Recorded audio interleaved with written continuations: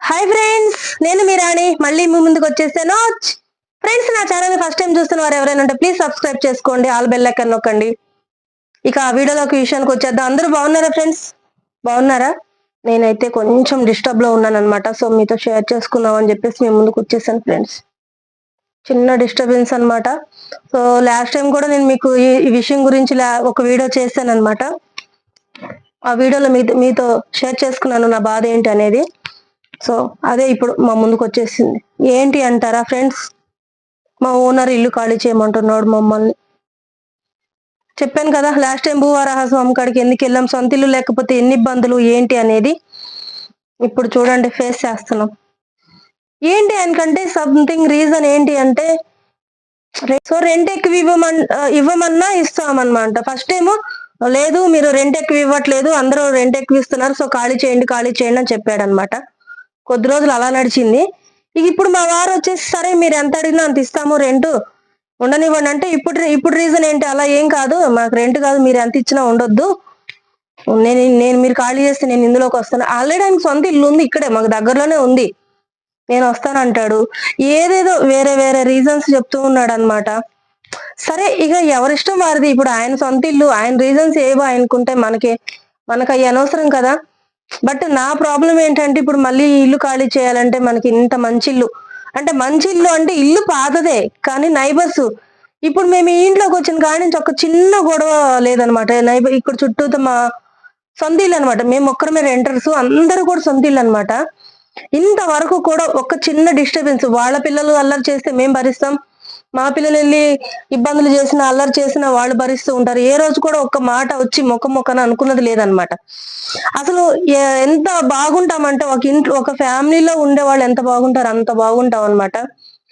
మెట్ల మీద ఎదురవుతూ ఉంటే హాయ్ అండి అని అంటే బ్రాహ్మిన్స్ కదా, సో పద్ధతిగా మమత గారండి అని గారు అని పిలుస్తారు అనమాట. సో నేను కూడా మేడం బాగున్నామండి అని అనుకోవటమే తప్ప ఏ రోజు కూడా చిన్న చిన్న ఇబ్బందులు జరిగేమో, బట్ కానీ మేమైతే మీ వల్ల ఈ ఇబ్బంది జరిగిందని అని వచ్చి ఎదురుగా అయితే అనుకోలేదు. అంత పద్ధతిగా ఉండేవాళ్ళు, అంత బాగుంది.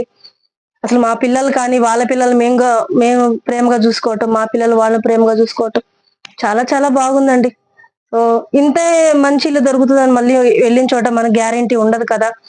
ఎందుకంటే దీనికంటే ముందు మారొచ్చిన ఇళ్లలో ఎలా జరిగాయంటే, మన ముందు ఒకలాగుంటారు, మన చుట్టాలు ఎవరైనా వచ్చారనుకోండి, సంథింగ్ అత్త ఆడపడుచులు ఎవరైనా వచ్చి ఇంకొకరు ఎవరైనా వచ్చారనుకో, మన సీక్రెట్స్ అన్ని వాళ్ళకి చెప్పటం, లేకపోతే మన ముందు ఒకలాగుండి వెనకాల ఇంకొక విధంగా చాడీలు చెప్పటం, ఏదో చిన్న చిన్న నీళ్ళ కాడ గొడవలు, లేకపోతే ముగ్గులు వేయలేదని, కసువులు చిమ్మలేదని, మనం మంచిగా తింటున్నా కానీ అదిగో వాళ్ళు అది తెచ్చుకొని తింటున్నారని చెప్పి ఏమంటారు కుళ్ళుకోవటము, ఇలాంటివన్నీ ఉండేవి.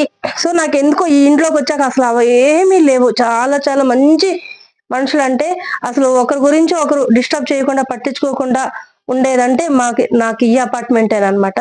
సో అందుకోసం మళ్ళీ ఇది వదిలేసి పోవాలంటే నాకు ఎట్లనో అనిపిస్తుంది. కానీ తప్పదు కదా, ఇక మనము రెంటర్స్, లేదు మీకు రెంట్ ఎక్కువ ఇస్తాము, మాకు ఈ సొంత ఇల్లు కట్టుకున్నాక మేము ఇందులోనే ఉంటాము అని అనటానికి మనకేమైనా రీజన్ ఉందా? మనకేమైనా హక్కు ఉందా? చెప్పాను కదా, ఇది వాళ్ళ ఇల్లు, వాళ్ళు వెళ్ళిపోమన్నప్పుడు వెళ్ళిపోవాలి, వాళ్ళు ఉండమంటేనే ఉండాలి. అందుకే ఫ్రెండ్స్, సొంత ఇల్లు కట్టుకోండి. కష్టం నష్టమైనా, రేకులు ఇల్లు అయినా, పెద్ద పెద్ద డాబాలు అవసరంలా, రేకులు ఇల్లు అయినా కానీ మనది అని అనుకుంటే ఈ రోజు నీ పరిస్థితి ఉండేది కాదు కదా. మనకి 2 రేకులు వేసుకున్నా చాలు, ఎంత బాగుంటది మనకి. మనం డిస్టర్బ్ చేసే వాళ్ళు ఉండరు, మనం బయటికి వెళ్ళు అనే వాళ్ళు ఉండేవాళ్ళు కాదు. ఏందో ఇంకా ఎన్ని రోజులు నేను ఈ తిప్పలు పడాలో, ఇంకా ఎంతో. ఇప్పుడు ఏంటంటే ఇల్లు ఖాళీ చేయాలంటే ఇప్పుడు ఈ సామాన్ అన్ని దించేకాడ ఎత్తేకాడ ఇవన్నీ పగిలిపోతూ ఉంటాయి. ఏం చేస్తాం ఫ్రెండ్స్?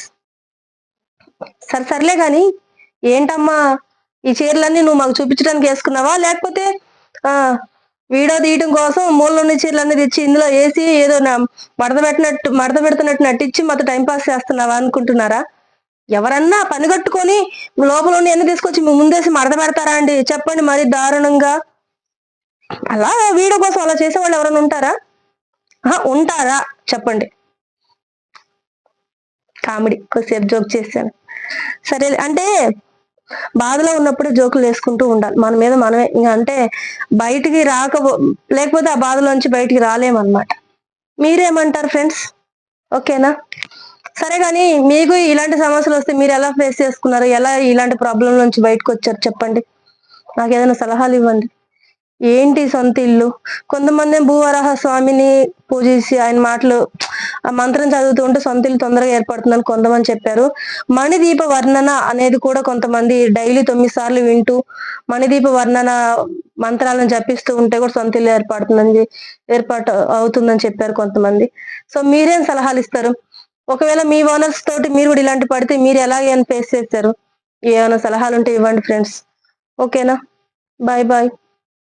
ఓకేనా? బాయ్.